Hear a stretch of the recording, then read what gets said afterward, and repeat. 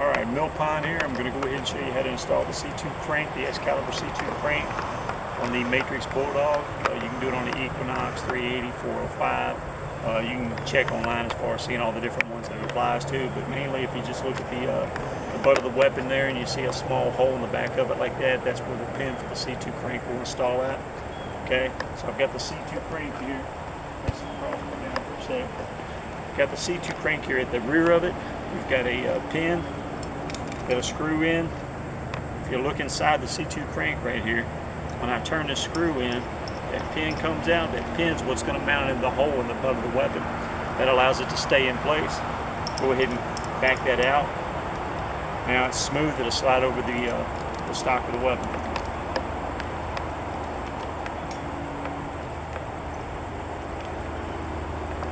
Okay, I'm going to set it on top of the butt stock of the weapon right there. That's really all it is to it. It fits on there perfect. Okay. I'm going to go ahead and tighten that screw in hand tight. I like to go ahead and snug it down because you definitely don't want that puppy coming off. She's cranking. Okay, so she's on there. Now, I'm going to go ahead and hit the selector switch here next to the crank that allows the rope to come out. Okay, you got two hooks. I hold those hooks. Go ahead and give myself some slack. Separate the hooks just like you would doing your rope cocker. You're running across the back of the weapon here just like doing the rope cocker. You run the hooks down the rail. Hook them on a string right there. Hold the hooks tight against the rail. Same as doing the rope cocker. Now I got my finger off the trigger. The weapon is on fire, so it'll go ahead and cock. Now, what they recommend that you do, since I'm at this point, there's a selector switch right here on the right-hand side by the crank. When you hit that up like that, it's going to allow this ratchet system to kick in, and every little click, hold this right here, every little click, it'll catch right there. Okay, so you can let go of it, and it's not going to smash your hand or anything. Okay. So you keep doing that.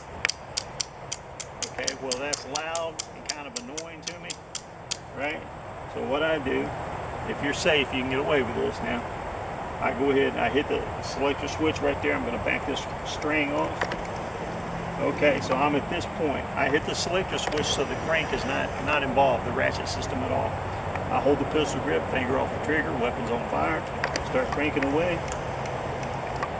Notice there's no ratchets now. I listen for it to hit the anti-dry fire, then I hear the trigger right there. Okay, I never let go of this handle for the safety part of it. Since I didn't use the ratchet system, I don't let go of the handle. I place the weapon on safe. Place it on safe. Now I can go ahead and back up the handle a little bit to give me some slack to remove the hooks. Line the hooks up in my hand. Crank the excess string in.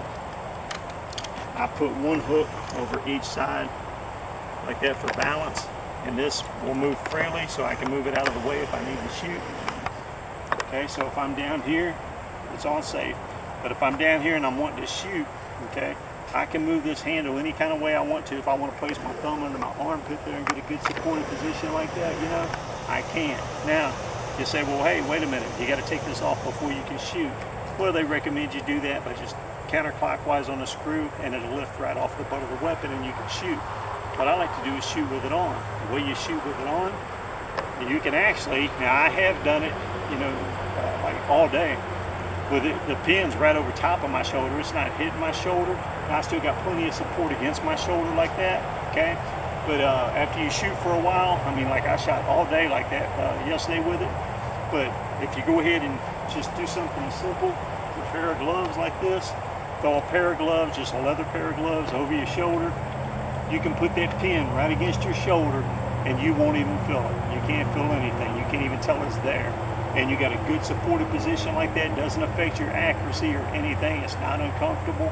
It's just a little bit of additional padding of those leather gloves like that works perfect. And you're ready to go ahead and engage. Okay, so I'm going to go ahead and put one of these bolts in, take a shot, show you how to do it left-handed real quick.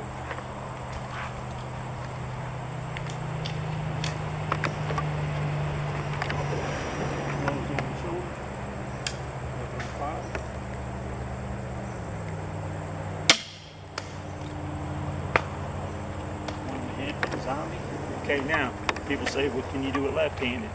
Yes, you can. Okay, you go ahead, back the excess string out, put your left foot in there, get you a little slack in the string. Go ahead and run it down the rail, just like you would.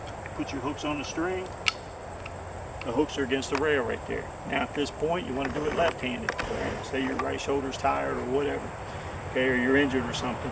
All you got to do is spin the crossbow around like that. Place your left foot in the stirrup again. You're going to hold the pistol grip with your right hand, and now you can cock the weapon with your left hand, reeling it in towards you. And again, you're going to listen for the anti-dry fire and listen for the trigger to engage. There was the trigger. I back it off a couple of turns. I do not let go of the handle until I place the weapon on safe. Place the weapon on safe. Spin it back around since I'm a righty. Remove my hooks. Reel in the slack. And you're ready to go. You just cock it left-handed with no problem at all. Okay, that's how you use a C2 crank. Mine like the mill pond.